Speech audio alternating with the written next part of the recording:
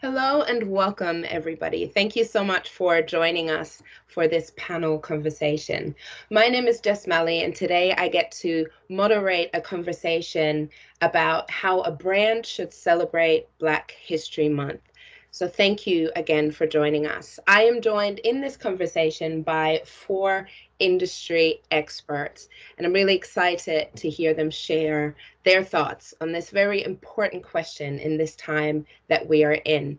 So I'm joined by Colette Phillip, who's the managing director and founder of Brand by Me. I'm also joined by Etta Davis, who is the CEO at Engine Creative. I am joined by Hayden Karodis, who's a social media tech champion at Arts Council, a co-founder for We Are Stripes, and so many more, so many other things.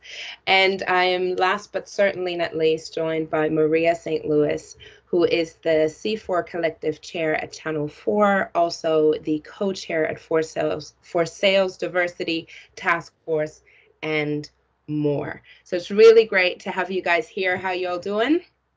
Yeah, Good, good. thank you. Good, fantastic. Well, thank you for taking the time to chat with me today. Before we go super deep into the subject at hand, I thought it would be really interesting to hear how you guys have celebrated Black History Month in the past, maybe what it means to you personally. Just give us a little bit of insight because we don't want to assume that everybody who's watching this actually has context around Black History Month. So Hayden, why don't you start and tell us a little bit about Black History Month and what it means to you? For me, I think I've always known about it from school days when we used to have a teacher who was actually from part of the Nation of Islam, and he was very adamant about it and trying to showcase what Black history is about all throughout the year. And Black History Month was always a spectacle back then. So as I've got older, I've started to appreciate it more. And obviously, the work I do with Stripes, it's become even more to the forefront of my life because of the events we try to put on and champion different people. So it's a big deal for me. Amazing. Thank you for sharing that. Colette, how about you? I would have loved it if they'd done something at school. To be honest, but I went to a very white all-girls school, very posh school, so that wasn't going to happen. But my auntie used to put on and be responsible for Black History in our Black History Month, not the whole of Black History, in our town, in my hometown of Luton, and that's where I first started knowing about it. So I think I was probably about 18, and we used to do events, and they always do something outside of the town hall, so it's kind of a big deal. And what the lovely thing about it, it's always about celebrating young people and young people's achievements. And I think that's just a really lovely thing to do. From a Brand by Me perspective, since we started, we've always tried to do a couple of things. One, show up to events that are happening, cool events as a team. The second one is to write some sort of blog post or content around Black History Month and the importance for brands. And then the third thing is, and this has been a couple of years, we always do something around personal brand, specifically for Black people in the workplace, because it's a really hot topic. So we always do something around that too. So that's how we do it. Brilliant. Thank you for sharing that. Ete, how about you? Yeah, I mean, I'm a lot older than Hayden, I think, so I don't remember my teachers being that active. But I guess to Colette's points, like personally for me, it's about three things. It's that point in the year where you get representation of the Black community in media and more prominently in mainstream culture. Recognition, so there's a lot more stories told about like past, present, future, heroes, prominent figures from our community. And then I guess to Hayden's point, it's the national education. So there's a lot more that's sort of told and recognized around the contribution of the Black community and the long and very complex history that had with Britain for a very long time. So that's what it kind of means to me, and I guess celebrating it, much like Hayden, like October is super busy, basically, like events, talking, mentoring, school speaking. So a celebration of sorts, like it's work, but I enjoy it, of course. So but it's busy October generally. It is, isn't it? So it'll be interesting to talk a little bit more about what others can do to celebrate it in this conversation. And Maria, how about you? What does Black History Month mean to you? How have you experienced it? So, like Colette, to be honest with you, I never had the luxury of learning anything about Black History Month or the celebration of it whilst at school. But in my career, like at Channel 4 and as the co-chair of the collective, it's been really great to kind of bring the celebration of Black History Month into the building and also influencing what happens on screen. So we've had like staff socials where we've had like a live band playing like Afrobeat type music to like 80s music, but with an Afrobeat vibe.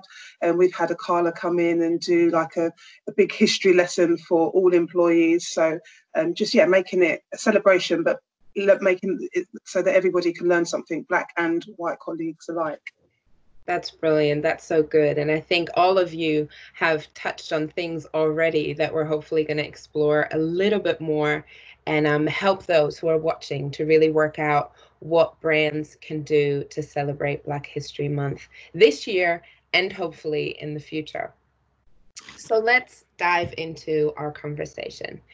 We would all agree that we live in unprecedented times. The awareness for the Black struggle, the seemingly new awakening of the general public to realities of systemic racism, not just in the US, but in the UK, across the Western world.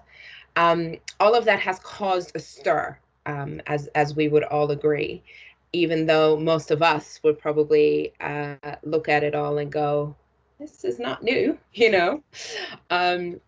that it's something that I've not seen in my lifetime in terms of the stir that we've seen happening right now. And we've seen a lot of brands pledging their support for the cause, posting Black squares, claims of standing with the Black community. Those things are being made, left, right, and center. Wherever you go right now, everybody's got something to say. Now, Black History Month obviously takes place in October, so it's a couple months to go still.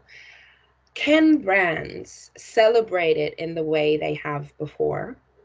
How have they celebrated it in the way before? Maybe it'd be interesting to hear some of that.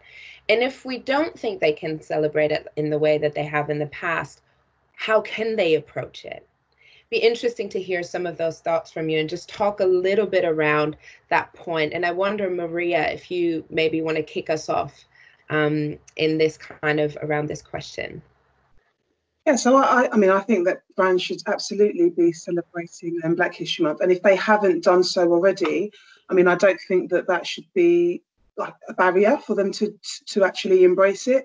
We're living in times where everybody has to, you don't have to kind of belong to that particular group in order to be a part of the change that is needed in the world. So I think that brands can kind of look within their organisations to kind of get feedback, but they can also look outside. So if they don't have the representation within their throughout with their employees, they can actually, they can reach out to external companies, and there are plenty of like focus groups that they can engage with. So I think celebration is the key, and also to acknowledge, that Black consumers, they spend with them as well. So whilst if you're able to do content for commercials through a white lens, you should also be able to do it through a Black lens, and I think that's to be appreciated and welcomed. No, that's really great. Ete, be interesting to hear your thoughts around this. How can brands celebrate it? Can they do it the way they have done in the past? What have they done in the past that they shouldn't do again? I think it all comes down to authenticity and like intrinsic motivation. Obviously, some brands have not recognized it in the past. Some have. Some have done it in a meaningful way, as Maria said, and they've obviously engaged with the community, engaged with people within their organizations to try and find out what can they do that's meaningful, has value, resonates. Others, it's a bit tokenistic, like unnamed brands.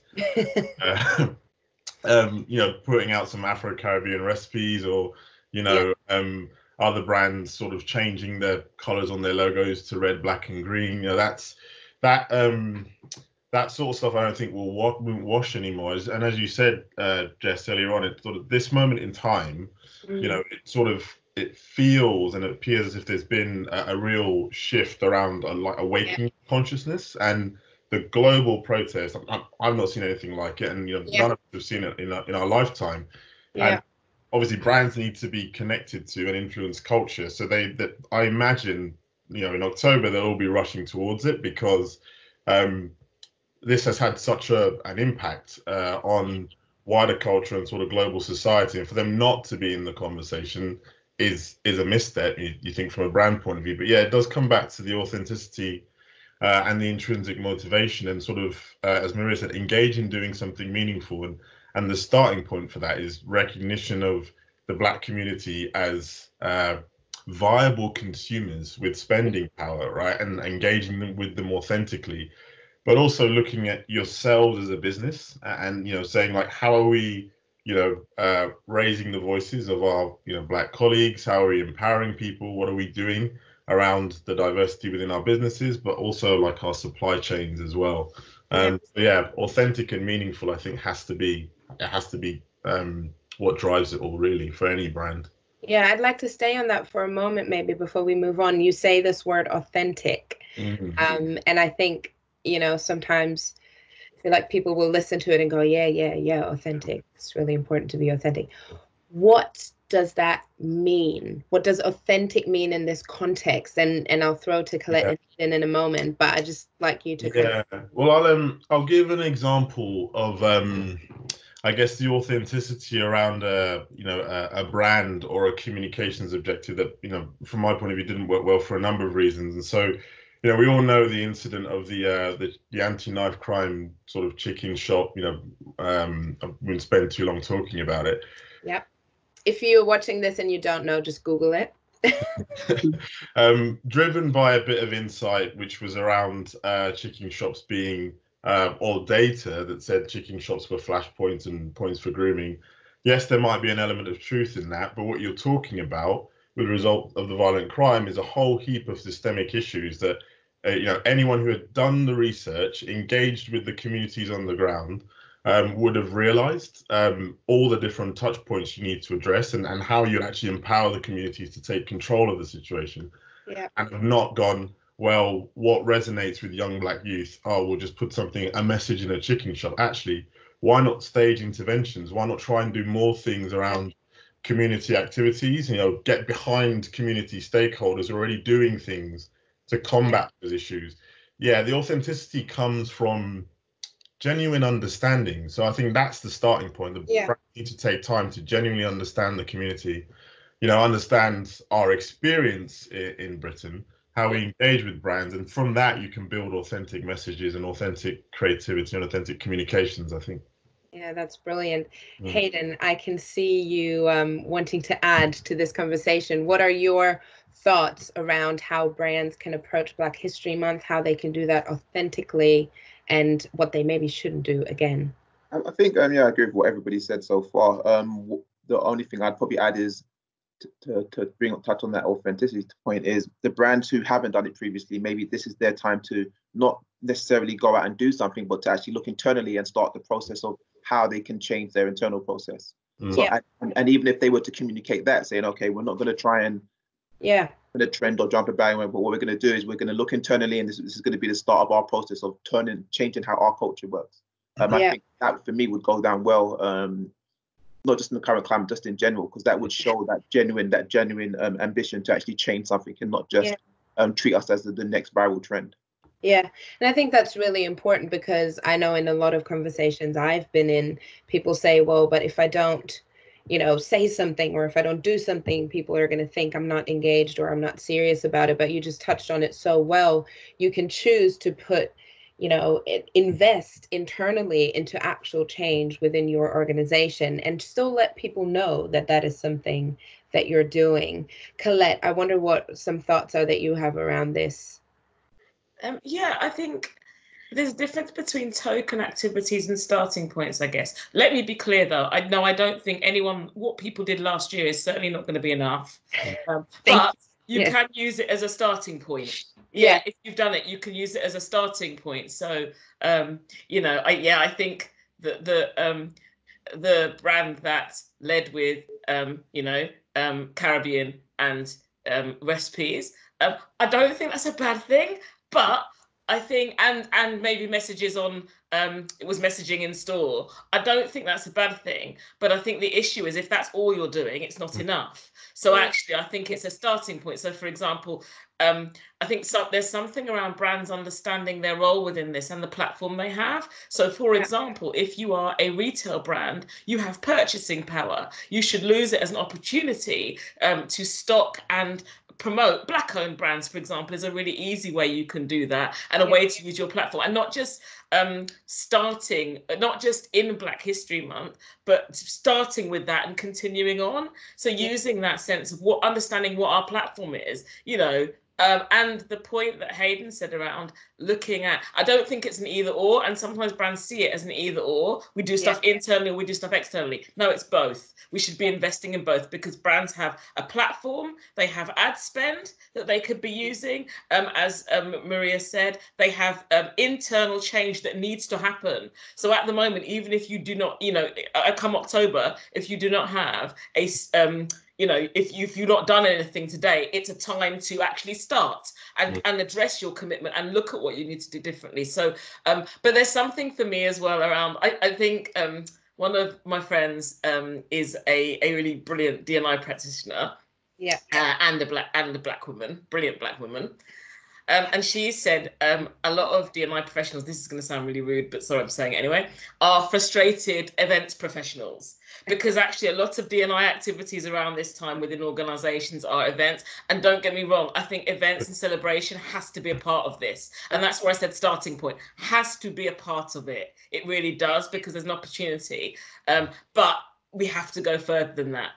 The only other point I would say is that there's something in the history element for me. There is so many forgotten stories in our UK Black history, and there's an opportunity to surface those stories. And again, brands using their platform to do so. I mean, I love the Google Doodle, is always my favorite thing ever, because that is just a really clear mechanism to educate. So I think there's, you know, I think whereas people might have gone with like one event, one thing, a multifaceted approach this year is going to be what's needed. And you can hear from like all of us that people will be looking at you if you are just trying to like roll out what you did last year. Yeah, I totally agree with you, Colette. I think what we've seen from the last few months, particularly around the Blackout Tuesday and the Black Squares, is if anything is done that's opportunistic or performative, you're gonna get called out, not just by the Black community, but by so the allies and wider communities. I mean, brands were being called out when they did the wrong thing because it was performative and they hadn't made any real change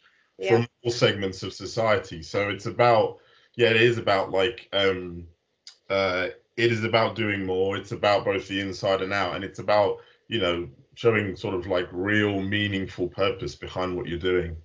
Absolutely. Can I just add something to that as well? Yes. Like, what you touched on, Colette, because I know myself and Colette have spoken about this quite a few times, to be fair, about the idea of empowering Black-owned businesses, essentially. So from inside Channel 4, like I did an event that Colette was actually on the panel for last year, November, just outside of Black History Month, because I think Black history needs to be celebrated throughout the year, essentially, not just in Black History Month, because it's history that's been made, it's been hidden, but it's every day.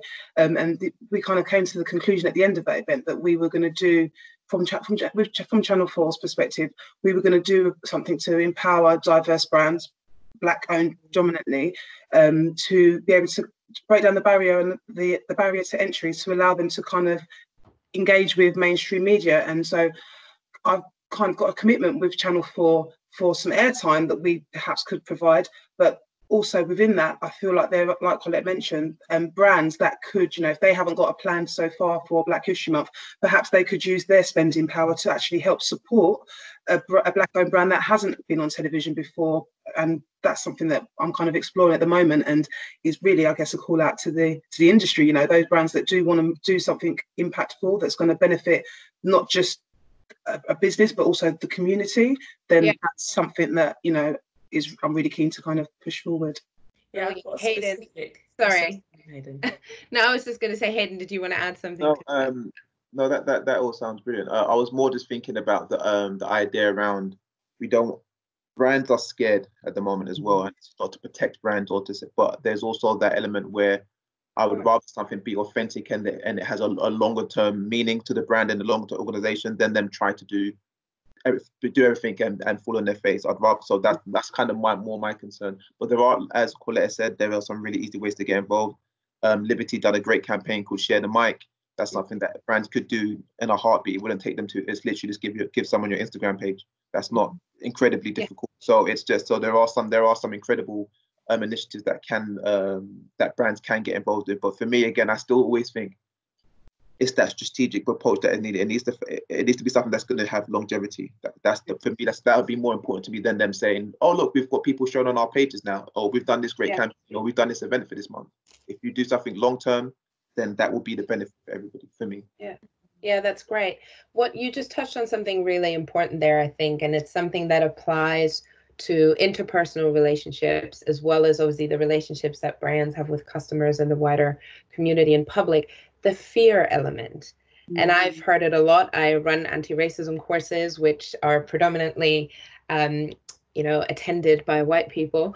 And one of the things that obviously comes up a lot is the fear of, but what if I'm going to say something wrong? What if I'm going to do the wrong thing? What if I'm going to make a mistake?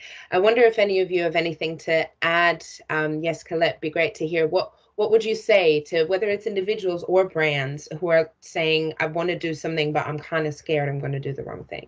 I did a YouTube actually on this, because in the time before even this kicked off in COVID, people were feeling a lot of fear, and it was stopping people do stuff that could really drive social change.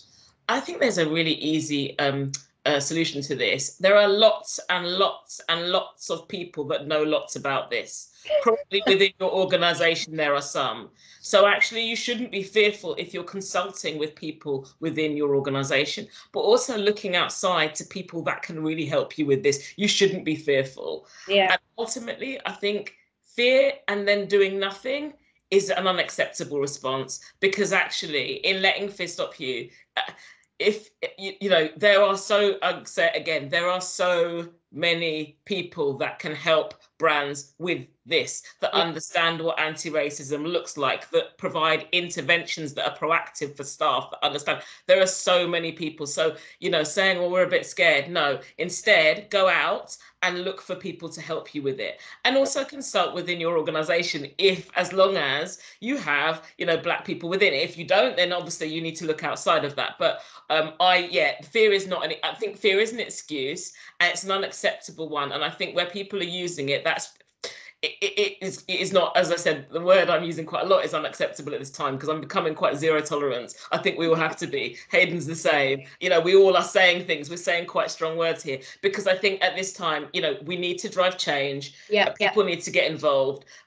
Everybody has a role to play, and that means you need to step over your fear, but to do that. And understand what's needed. So, if brands are scared about doing it, I've got on my YouTube channel, there's a whole thing about feeling the fear and doing it anyway, particularly for brands. So go and look at that, as a starting point. Yeah, Maria, you That's the link, man. Yeah, we're going to share the link. Maria, you have something to add to that? Yeah, no, I was just going to say exactly what Colette just finished off there, saying feel the fear and do it anyway. It's not really an option to feel the fear and not do anything, because I think we all agree that things have to change and that everybody needs to be on board for that change and that real shift to kind of happen. So, if organisations do not have the representation within their companies, there are several organisations that they can go to. With the project that I'm working on at Channel 4 at the moment, I'm looking at working with POC, which is an organisation of several creatives that identify as BAME, that are doing amazing things, creating content, and they currently all work within major agencies. But then also on another level, an agency like a casting agency like Looks Like Me, which kind of is about redefining beauty and looks to kind of bring Black children, Black beauty, Black excellence, into the mainstream arena. And these are people that are doing the work already, and actually they could use the connection. So I think it's a good opportunity for brands to kind of reach out and connect with these organisations that are already doing the work. Yeah, Hayden, did you want to add anything to that? No, I agree. I was going to clarify that I wasn't saying fear should stop you from doing something. It's more that we have to also be realistic though about the world that we are trying to move in. And that we're trying to work within. I definitely agree fear shouldn't stop you. But I also thought that we have to be realistic that if a brand is still a brand, it's still an organization that has things to do. So it's, for me, it's more about making sure what they're doing is genuine and authentic, and like I said, has actual impact on in the world. Ete, I wonder if you have something to say to the brand or the organization that is now in a place where they are starting to think about it. They're making plans for Black History Month. They are consulting different companies and Black people and all of that. And then they still make a mistake. Do you have something to say to them? How do they navigate that mistake? How do they navigate moving through that? I know we're going a bit of script here, but I think this is really important because that fear factor is something that can just lead this conversation in the wrong direction if we are not careful. I think that the starting point is that you can't not do things for fear of making mistakes. I think there is, as a brand, there's a commercial imperative, as we mentioned before, to start engaging with the Black community in an authentic way, not just for the Black community, but actually other communities are watching. I think to everything that we've said before, if you've done the work, so if you've engaged with the audiences and realized that speaking to one Black person is not the voice of all Black people, as Kanye says, I'm not a monolith. I hate quoting him, but it's true. So do the work, sort of, do the research, engage with the employees, engage with different communities, realize the intersectionality. Like, as far as you can, like, collaborate with the community to do the work. Like, whenever those mistakes tend to happen is when the research might have been done. In most cases it hasn't, but then it immediately goes into a team that's not representative, which is mind-blowing that any brand or agency is doing that. Sorry. I'm really, really sorry, Etty, but I totally lost you there. Okay, that's all right. I'll go back to asking you that last question, which is basically, what are you going to say to people who are making that mistake in Black History Month? And while we're on this break as well, from there, I'm then kind of going to wrap it up, because I think we've got, Kat, you just said we've got 3 or 4 minutes left, right? Yeah. Probably. Right. Okay, brilliant. Right. Guys. So, Ete, what would you say to those who are going to make mistakes? Because, the reality is it's like learning a new language. You're going to get it wrong sometimes, and brands are working on it now. Black History Month is going to come. Some are going to make mistakes. What do you say to them? I think you can't let fear of mistakes prevent you from ultimately doing the right thing. Like, there is a real commercial imperative for a lot of brands to authentically engage with the Black community, not just for the Black community and the spending power, but actually wider communities. And we've seen that manifested over the last 2 months. People are watching what they're doing for underrepresented, underserved communities. So you kind of have to. Ultimately, it's about doing the work, do the research, engage with the community, engage with Black consumers, engage with your internal employees, with Black creatives. And, like, do that with the belief that it has to be done rigorously. You can't just engage with one Black person and expect that to be the voice for all. We are intersectional. We're all quite different. Try work as hard as you would for any other target consumer, any other target group that you're trying to authentically engage with, and most critically, collaborate with those communities. You can't make authentic work without the teams being representative of the work, who that is being delivered to. In this day and age, any brand or any agency that does that will always fail, irrelevant of whether you're trying to reach the Black community or women or people with disabilities. You have to co-create with those communities for it to resonate and for it to be effective. Brilliant. Thank you so much. We're going to wrap it up at this point. I feel like we could talk about this stuff for hours, and it is so important. I think one thing I will say, if you're watching this, make sure you connect with everybody who was on this panel. Everybody's very busy, but also, like Colette said, she has a YouTube channel going. There are different things that you can get involved in. And in summary, how can brands celebrate, and how should brands celebrate Black History Month this year? You have to do something now. Even if you have not a single Black person on your staff, you can do something now. The team have said it, the panel have said it. You can invest into Black businesses. You can get other Black professionals involved. You have to do something that changes your tomorrow. So look internally at your brand, at your organization, review policies, look at how you recruit, do that kind of work. You have to do something that changes your wider community. Etta just talked about that. How do you do research? Who do you talk to? Do the rigorous work that is necessary. And lastly, celebrate contributions. Colette talked about it. Maria talked about it. We have to celebrate Black excellence, celebrate the contribution of Black people in your organization, in the wider industries, but also historically.